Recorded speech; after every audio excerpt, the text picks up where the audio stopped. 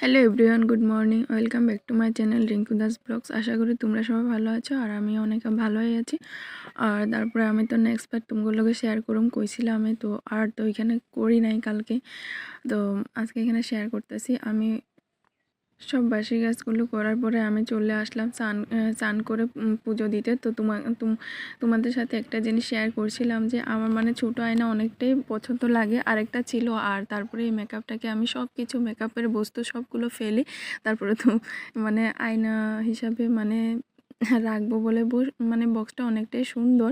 আর ওগুলো তো মেকআপ এখন করাই হয় না, আগে অনেকই করতাম ওইগুলো মেকআপ।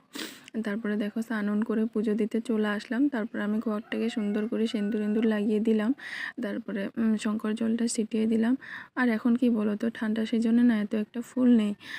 আর আমাদের ঘরে মানে ফুল গাছ লাগালে ছাগলে বেশিরভাগ খেয়ে ফেলে, তার জন্য আর কি এত একটা ফুল নেই। আর যেগুলো গাছ আছে এখন এই সিজনে মানে গাছগুলোতে ফুল ধরে না।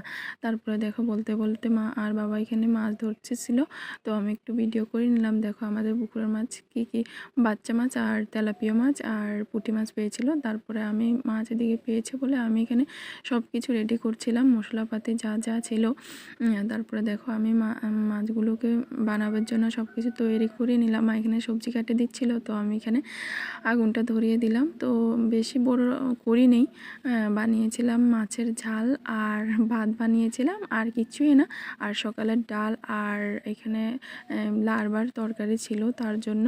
তো ভিডিওটা কেমন লেগেছে অবশ্যই কমেন্ট করে জানাবে। তো টাটা, বাই বাই ফ্রেন্ডস।